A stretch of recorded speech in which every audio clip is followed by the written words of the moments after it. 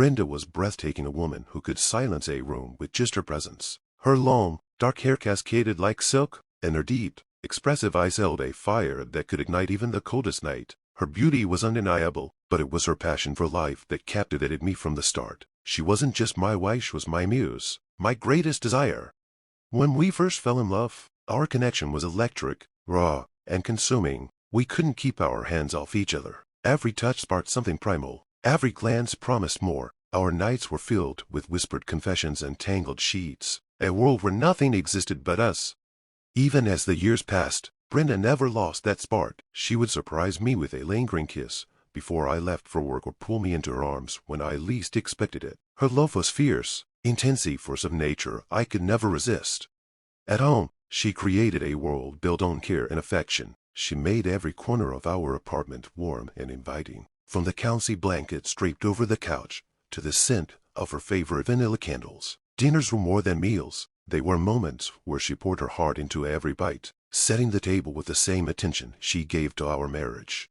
But somewhere along the way, I stopped seeing the effort behind it all. I let the comfort she created become routine, her passion something I took for granted. I thought love like ours could withstand anything, till I realized too late that even the fiercest flames can burn out if left unattended. Work consumed me more than I ever intended. Late nights at the office, endless meetings, and trips that kept me away for weeks at a time. I told myself it was all for us. Success meant security, and I wanted to give Brenda the best life possible. But every time I came home, something felt different. One evening, as I walked through the door, I found Brenda in the kitchen, chopping vegetables. She looked up at me, and the smile was there, but it didn't quite reach her eyes. "Hey, beautiful," I said, trying to sound cheerful. She paused, looking at me with a small, almost tired smile. "Hey, how was your day?" "Busy," I replied, tossing my keys onto the counter. "Same old stuff. How was yours?" She shrugged lightly. "You know, just the usual. Made dinner, cleaned up a bit." She turned back to the chopping board, but I could see the small sigh that escaped her lips. I walked over and kissed her on the cheek, but there was no spark like there used to be. "Smells good. I'm starving." She didn't respond immediately. Instead, she picked up a knife and continued slicing with deliberate precision. The silence between us stretched, thick with unspoken words. "Brenda," I said, breaking the quiet, "we need to talk." She put down the knife and turned to face me, her expression unreadable. "About what?" "About everything. I feel like we're drifting apart." I watched her face closely, looking for a sign that she shared my concern.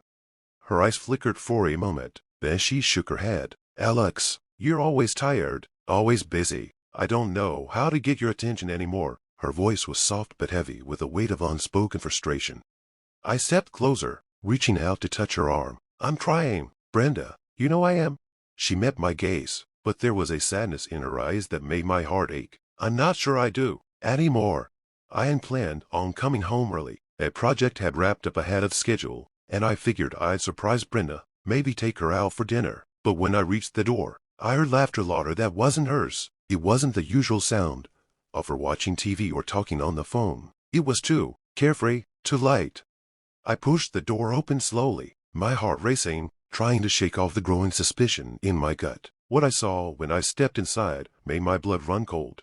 Brenda was sitting on the couch, her legs draped over Dave's lap. She was in a loose, flowing blouse that had been carelessly pulled to one side, exposing a bit of her skin. Her hair, usually so perfectly styled, was now a mess of wild curls, as if someone had run their hands through it repeatedly. She looked disheveled, flushed, her breathing still uneven from whatever had just happened between them. Her lips were swollen, darker than usual, and her eyes were bright with an excitement I hadn't seen in months. The sight hit me like a physical blow.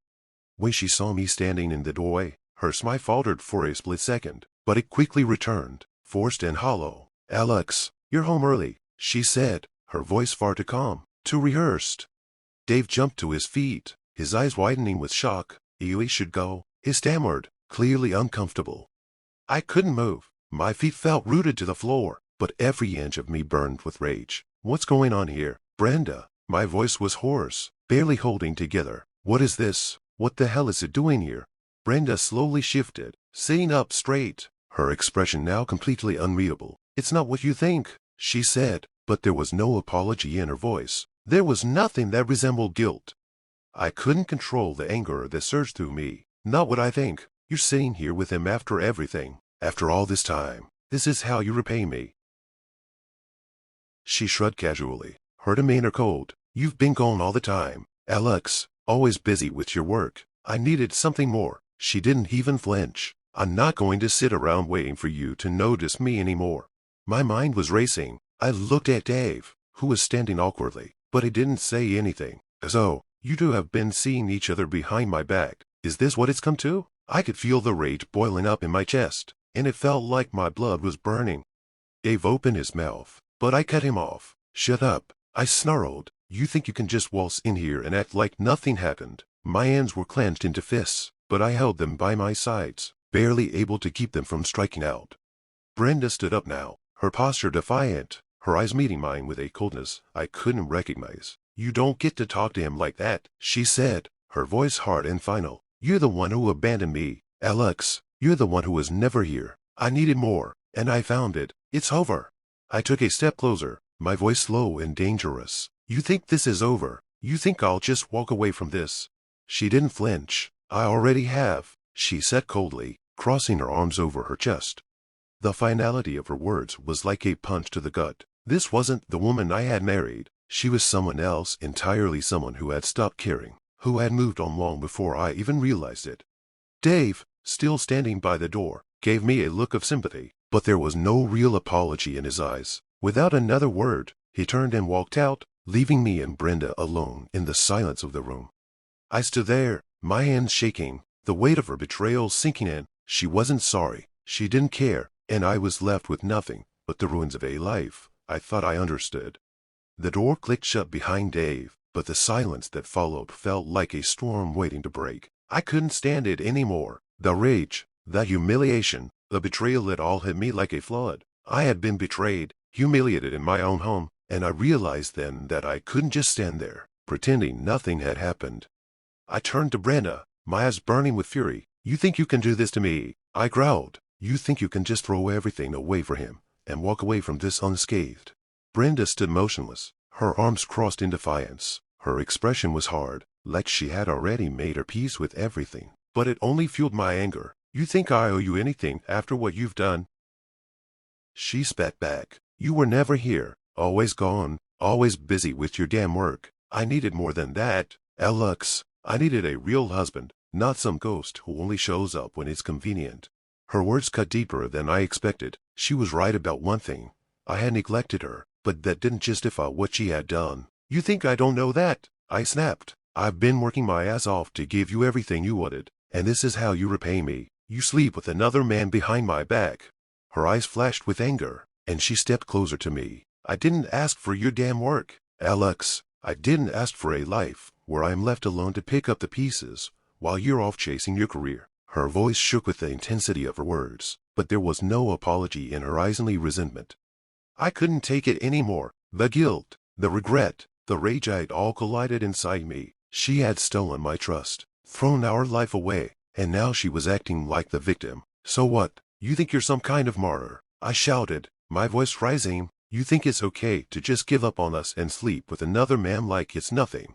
Brenda's expression twisted into something dark. You never listened to me, Alex, she said, her voice trembling with anger. You never saw me. I was just a decoration, a trophy wife for you to show off. You were too busy with your precious projects to notice that I was dying inside.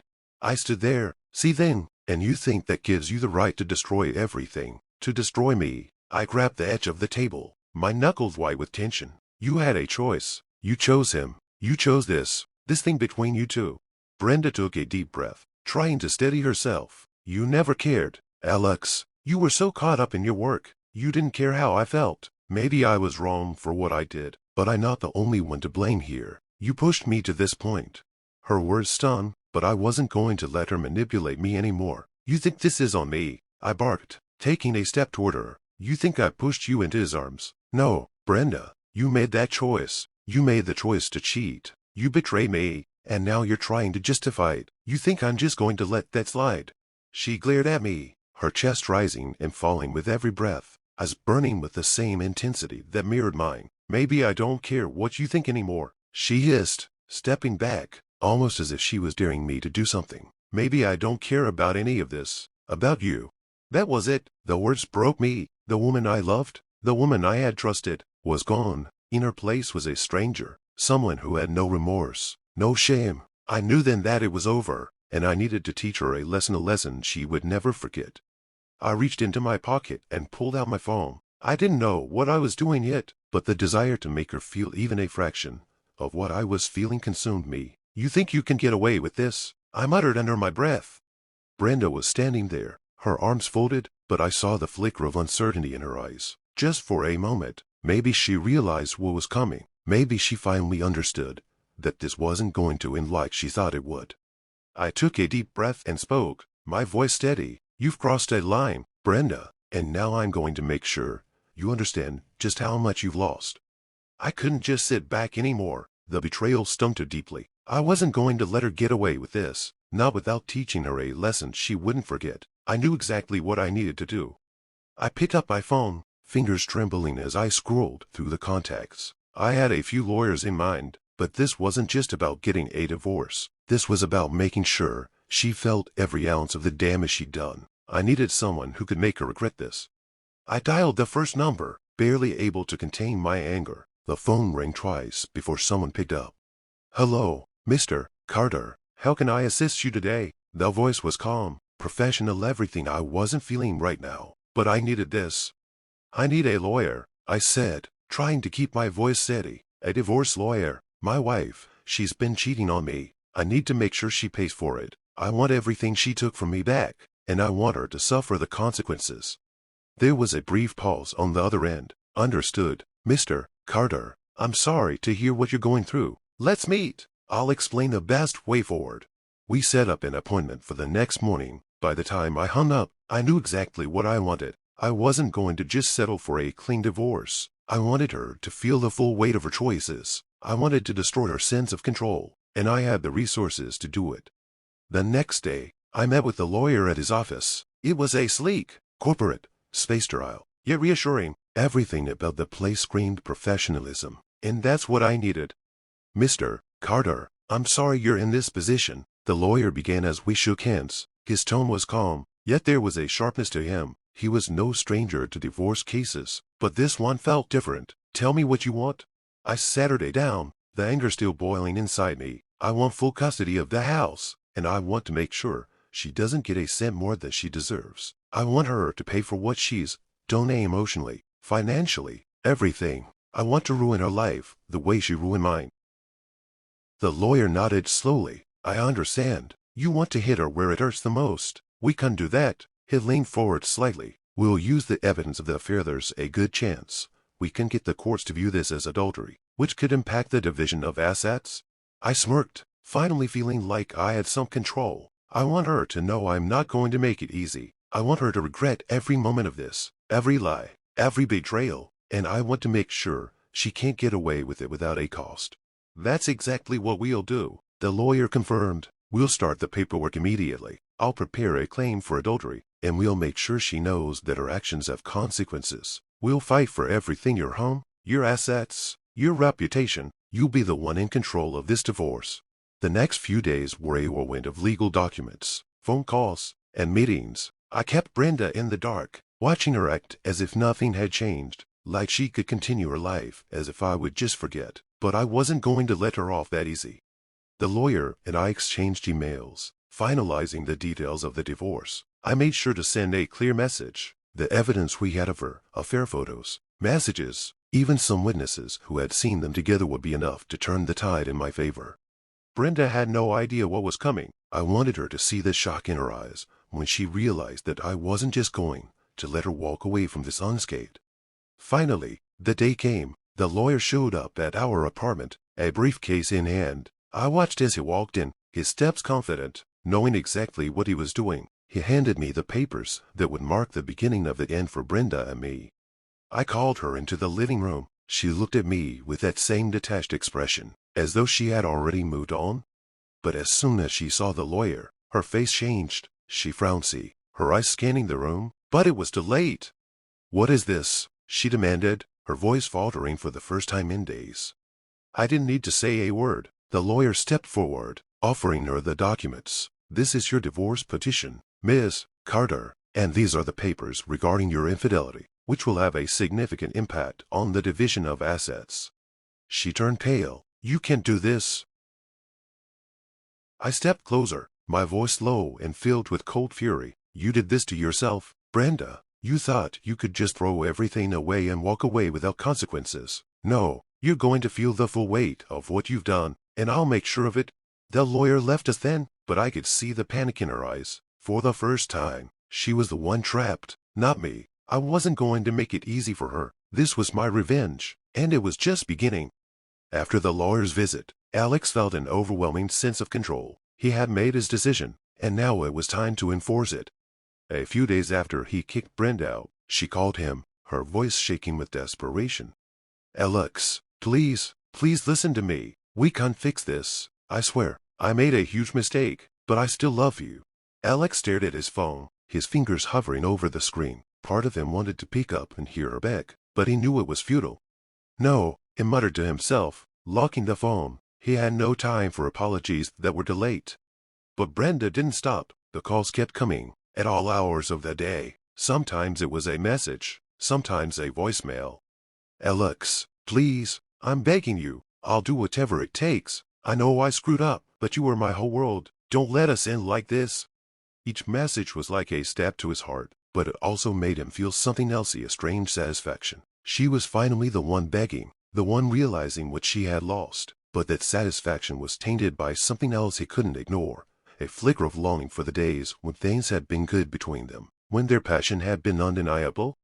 Still, Alex remained cold and firm. "She's made her bed," he thought, "and now she has to lie in it." Brenda's voice started showing a mix of frustration and desperation in their conversations. "Alex, don't do this. You're punishing me. I get it, but please, this isn't the end of us. I miss you. I miss us."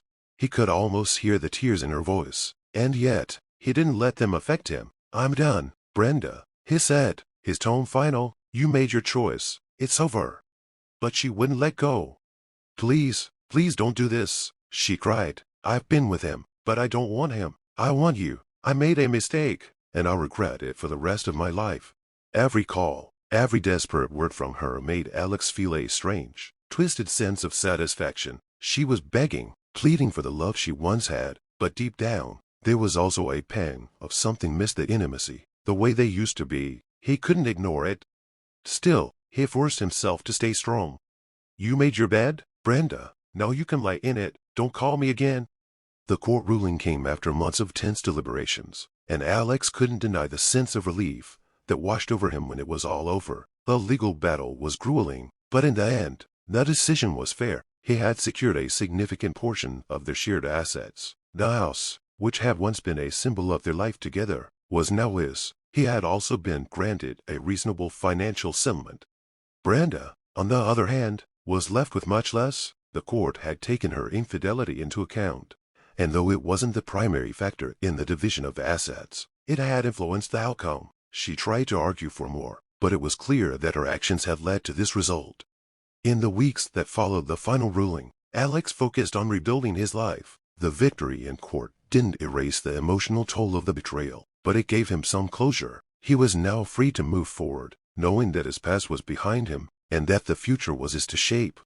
Yet, there were moments when Alex couldn't help but reflect on what he had lost. He missed the companionship, the intimacy that they had shared, but those thoughts were fleeting. He knew it deserved more than the life they had built together, more than the lies, the betrayal, and the hurt. Brenda, for her part, continued to struggle. She reached out to him several times, but Alex remained firm. He was resolute in his decision. He had learned a hard lesson, and now he was focused on moving forward, building a new life for himself. After the divorce, Alex spent weeks adjusting to his new life. He tried meeting new people, but nothing seemed to fill the emptiness that had come from his failed marriage. Every woman he met seemed to either want emotional support or, worse, wanted to lean on him for financial stability. It felt like no one truly cared for him. They were just looking for something else. Despite his best efforts to move on, there were moments of loneliness, quiet evenings when he would sit alone, replaying his past with Brenda. He thought about how passionate their love had been, how they had once seemed so perfect for each other. But those thoughts were fleeting. Deep down, he knew that he had made the right decision by ending things with her. One evening, as he was reflecting on it all, his phone rang. He didn't recognize the number, but when he saw the area code, his heart skipped a beat. It was Brenda.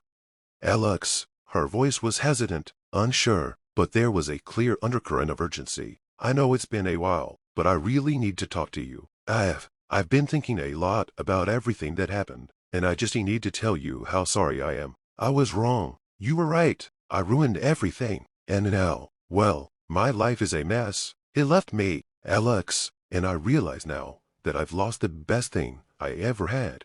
Alex didn't answer immediately. He sat there, processing her words. Part of him wanted to slam the phone down, but another part of him, that still remembered their good times, was tempted to listen. "Brenda," he said, keeping his voice calm, "I don't know what you expect from me. You heard me. You lied, and now you're calling me, saying that you're sorry, after everything." I know, she replied quickly. "I can't change what happened, but I want to make it up to you. Please, just hear me out. I've made mistakes, but I'm willing to do whatever it takes to fix things. I want to see you, Alex. Maybe we could spend the night together just to talk, to make things right, please." There was a long pause as Alex mulled over her words. His mind raced. Could he forgive her? Was he willing to risk getting hurt again? He had to admit that there was a part of him that still cared for her, but another part, more rational, more protective, knew that he needed to be careful. "Look, Brenda," Alex finally said, his tone softer now, almost pitying. "I don't know what you want from me, but I'm not the same person I was when we were together. I'm not sure what's left for us." Brenda's voice wavered with emotion. "I understand. I miss you, Alex, and I want you back. Please, can we try just one more chance?" Alex leaned back in his chair, staring out of the window as he thought about the situation. It was tempting, but he knew he couldn't make the same mistakes again. He'd been hurt too much, and he needed to focus on moving forward. "I'll think about it," he said finally, "but I can promise anything." Alex Saturday in a cafe, meeting with his friend, who had always been there to listen when he needed to talk. The conversation started casually, but soon the topic turned to more personal matters. "You heard from Brenda," Alex began, glancing at his friend. "She's called me a few times. She says she's sorry for betraying me. She says she made a mistake." His friend listened carefully, pausing for a moment before responding. "You know that all sounds like just words, Alex. What matters is how you feel. It's important to understand that she may realize her mistake, but the most crucial thing is what you need. You don't have to make compromises just to please her. You need to decide what's best for you." Alex sighed, staring at his coffee. He had been thinking about it a lot lately, what Brenda had done, how things had ended, and the toll it had taken on him. Her apology was sincere, he could tell, but something inside him felt that he needed more than just words. He needed change. He needed growth. "I know," Alex said quietly, shaking his head, "but part of me still misses the connection we had, the passion, the way things felt before everything fell apart."